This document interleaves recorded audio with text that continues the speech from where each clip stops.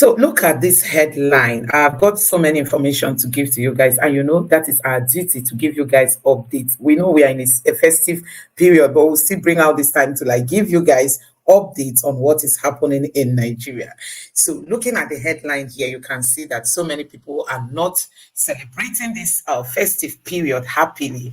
These are the civil servants in Nigeria begging the federal government to restore 35,000 naira wage award and also to pay their December salary. So you can imagine these families, how they are celebrating their own festive period. How are they going to experience the happiness, the joy that other families are experiencing if you have not received your December salary and you are still begging the government to give you 35,000 naira as a wage award? So guys, honestly, many Nigerians are really experiencing hard times, and we have a government which does not even care. So these are other headlines that I want us to quickly take a look at.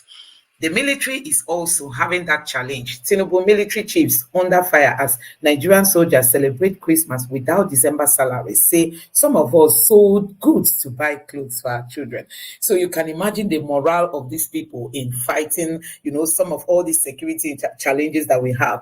If they've not received their December pay, and you want them to put their lives out there to fight for the nation, I don't even know when this country will start understanding that what the people even need from them, I mean the government, is just minor things. What will it take this government to pay these military people their salary?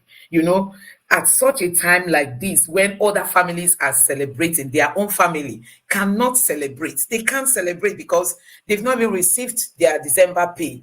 And they are saying that they sold some goods to buy clothes for their children, because know how children don't even know if you are on the battlefront. They want to experience what other children are experiencing. So guys, this is one of the problems we have in Nigeria. And all these things happened during the time of Buhari, and we're thinking that with this government that has come on ground that promised Nigerians big promises, we're thinking that they will start addressing some of these issues. So you can imagine the military not being paid at this time.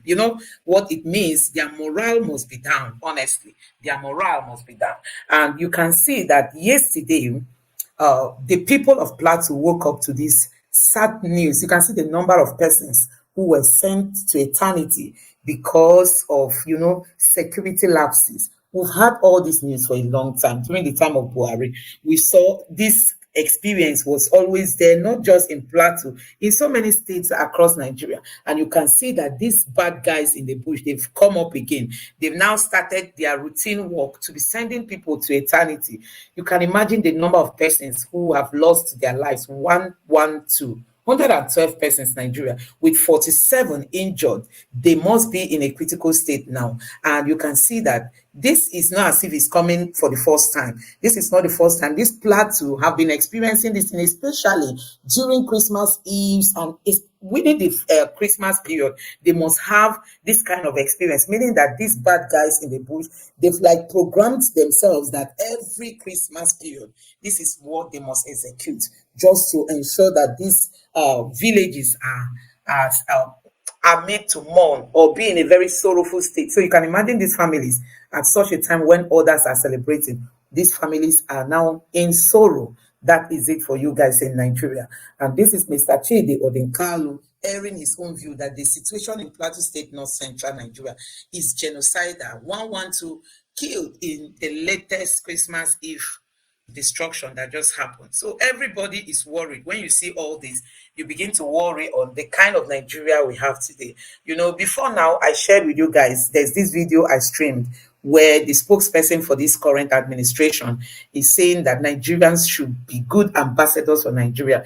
As in, we should go out there to sell Nigeria to the international community. We should talk good about Nigeria. So I was like, so they want us to tell lies. We shouldn't say exactly what is happening in Nigeria. We should just go there and paint stories. So when people see headlines like this, how do you want them to even come to Nigeria to invest? For those Nigerians who are living abroad, who have really kind of saved a lot of money, and they are looking forward to coming to Nigeria to invest that money.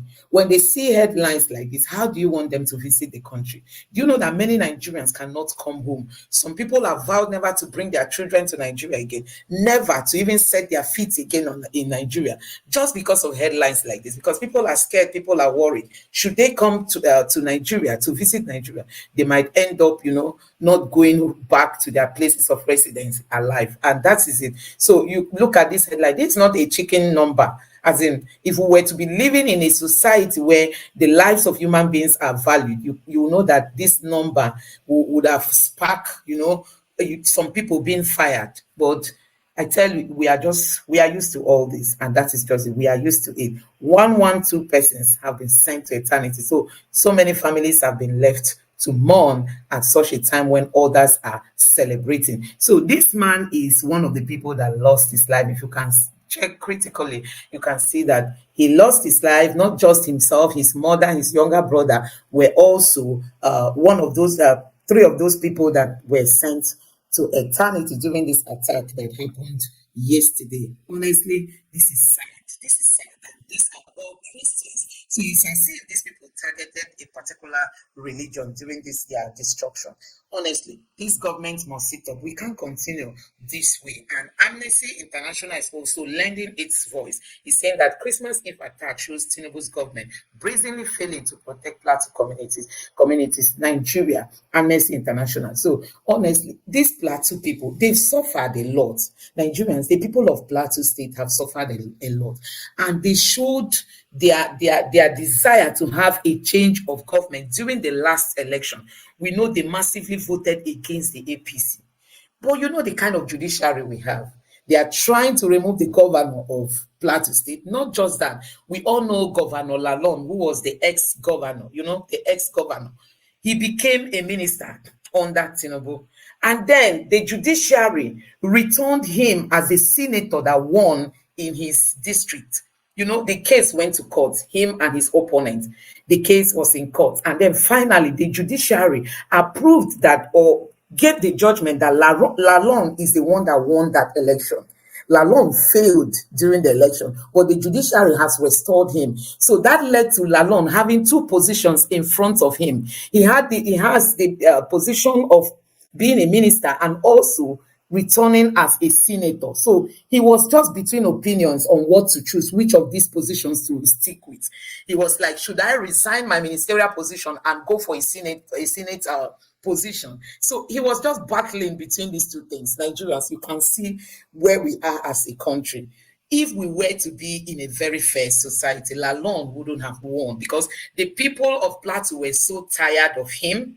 They wanted him out. We saw how Plateau State embraced the Labour Party, embraced Peter Obi because they needed a change. They didn't want it to be business as usual. And even in Lalong's district, as a senator or someone who was vying for that position, he lost. But he went to court, and then the court now returned him, saying that he's the one that won. We all know all this judiciary mix-up that we've been having in terms of the kind of judgment. So Lalong was faced with two positions, two juicy positions. It's either you are a minister or you go back to the Senate. These two positions were between him, and he was a bit confused as to which one to choose. In the news there, you will see people, as in so many headlines were like, oh, Lalong is like confused on which of these positions to choose. Finally, he has decided to go back to he took the position of a senator. So he has gone back to the Senate. He's now a senator. He has dropped his ministerial position and has picked up the position of a senator. So Nigerians, you can see these are some of the things we talk about. These politicians, even if they rule or they lead the people wrongly, they are being rewarded with a better position. So that is it for you guys. Honestly,